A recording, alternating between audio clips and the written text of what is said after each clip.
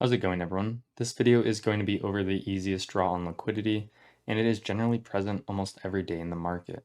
Now, before we begin, I'd like to give a shout out to the MMXM trader for his teachings, so let's get into it. Now, unless price is going to remain in a consolidation, as shown here, where it fails to take out either side of the range, it is going to reach for previous day high or previous day low, or both of these. So knowing this, if I stay out of consolidations, if price is trending up, I can anticipate previous day high being taken, and if price is trending down, I can anticipate previous day low being taken. So let's hop into the charts and look at a few examples of this. So the easiest way to define a trend is in a bullish trend, price will continue to take previous day's high over and over again, and in a bearish trend, price will take previous day's low over and over again. So here we can see we have PD arrays supporting price higher, so I'd anticipate price to keep reaching for previous day's high. So if we go ahead and mark this out, go ahead a day, you can see previous day high has been reached. Continue this. Previous day high has been reached again. Previous day high has been reached again. And you can see how it continues over and over again. And that is how you know we are trending upwards. So let's take a look at when price is trending down. So here you can see price has been trending down, and if we anticipate this to continue, we'd like to see previous day lows being ran out. So as we continue ahead here, you can see we took out our previous day low, as well as these lows here. Here we do not take out this previous day low. What do we have? We have a fair value gap here, so we could reach into here before moving lower. So here we get a retracement. Now we get a down close candle respecting the consequent encroachment of this fair value gap. So now mark out our previous day low. We reach for our previous day low. And if we expect this to continue, we'd want to see price continue to take previous day lows.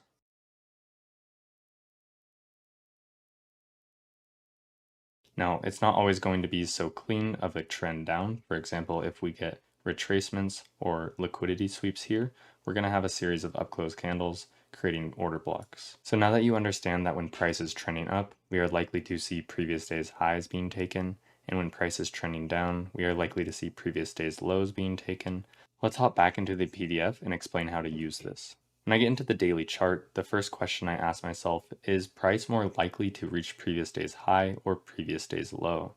If I can answer this question, I then have a draw on liquidity and a target, and I can look to frame an entry on a lower time frame.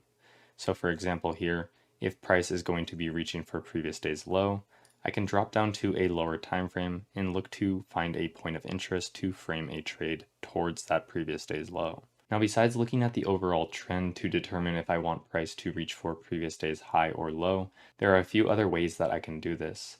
Now, I cover this in depth in my daily bias video, but we will go over it quickly so you guys know what I'm talking about. What I focus on is displacement or a lack of displacement over or below previous day's high and low. So for example here, when we fail to displace over previous day's high, that gives me a downwards bias looking for previous day's low. Similarly, when we fail to displace below previous day low, it gives me a bias to reach back into the range. So a quick little example here, we have previous day high, we fail to displace over it, a reversal is framed there, and then the next day, we can't anticipate previous day low being the draw on liquidity, and then since this candle displaced below these lows, I'm anticipating a continuation of the trend, so for the next day to be reaching for this previous day low.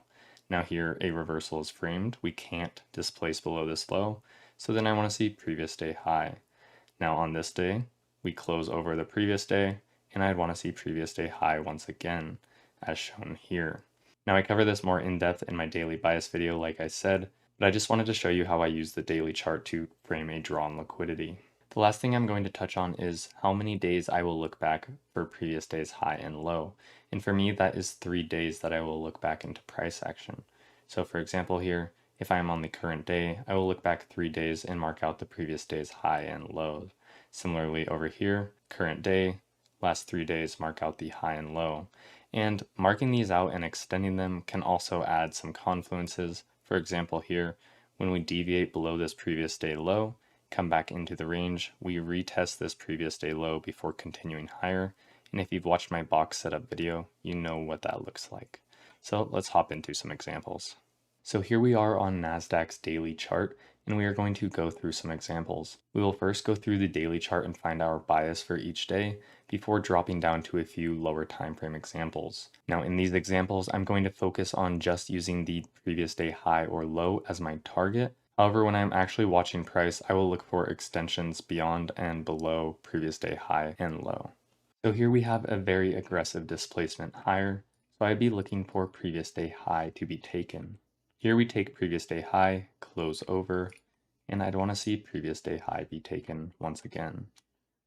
Here we take previous day high, displace over this fair value gap and over previous day high, so I'd want to see that taken once again.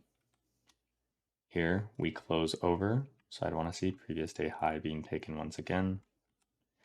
Here we take previous day high and low, but we close bearish, and we also reach into this daily fair value gap.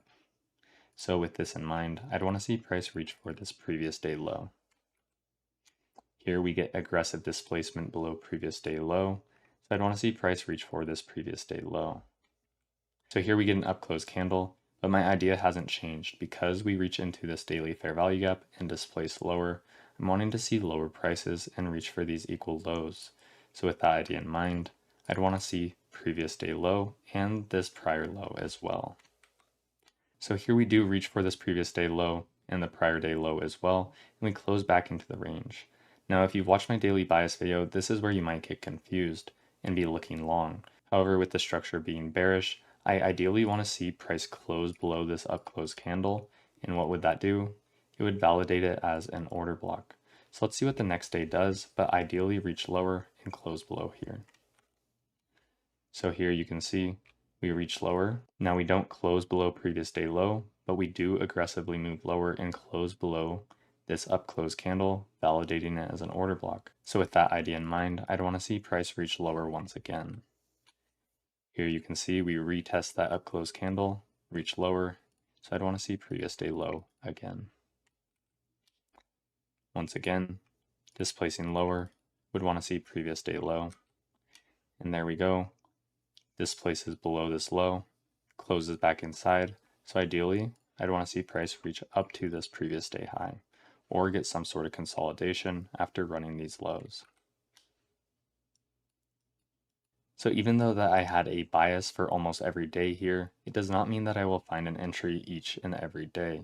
So let's go back to this Monday here and see how it would play out, and then look into the next couple days. So here I have marked out our new week opening gap and the consequent encroachment of that, as well as our previous day high, which we noted in the last part as our draw on liquidity for this day. So let's see what happens as we come into the New York Open.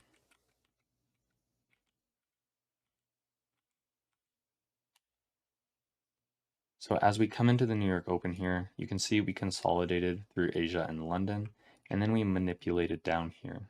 So seeing this as accumulation, manipulation, I'd want to see distribution higher into this previous day high. So let's go down to a lower time frame and see if we can find an entry. So if you've seen my box setup video, you know that price could reach back into this deviation here before moving higher. But what do I see here? I see a 5-minute fair value gap. So looking to enter on the fair value gap, I stop in the low, and then targeting this high, I have a risk to reward of just about 2R. So letting this play out.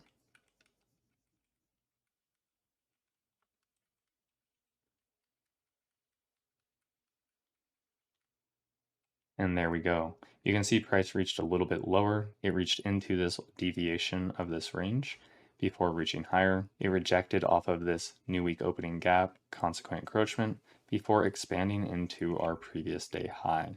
So there is an example of going top down. So let's go to the next day and see if we can find anything else. So taking a look at the next day, we will mark out our previous day high and then go down to the lower time frames. So here we are on the lower time frames with our previous day high marked out. So let's see what happens as we move forward in time. So you can see the Asia session already took out previous day high.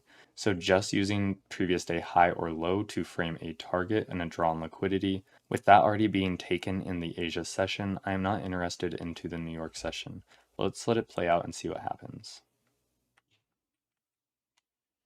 And you can see we get a continuation of order flow up into the New York AM session. Let's go to the next day. So here we are on the next day. I've marked out our previous day high, which I'll be using to frame a draw on liquidity. So let's see what happens as we move into London session. So you can see here, London doesn't really do a whole lot, kind of consolidates, takes this high, moves lower, takes its initial low. So let's see what happens here as we move towards the New York AM session. So here we move a little bit higher, and that is 8:30 news, which manipulates down. So now if we're going back to our first example, accumulation, we manipulate down. Where would we want to see distribution? Opposite of our manipulation into previous day high. So it looks something like this. So let's go take a look at the lower time frames and see if we can find anything. So here we are in the lower time frames, and it's a little bit easier to see that accumulation, news manipulation, and then now anticipating distribution into previous day high. So let's take a look and see if we can gain an entry to this. Ideally, I'd want to see a close below this 8:30 opening price and this series of down close candles here. So let's see what happens. And there we get a close below this. So just in terms of risk to reward and using the box setup, I'd want to see a retest of this manipulation before reaching higher into this distribution and previous day high. So let's see what happens.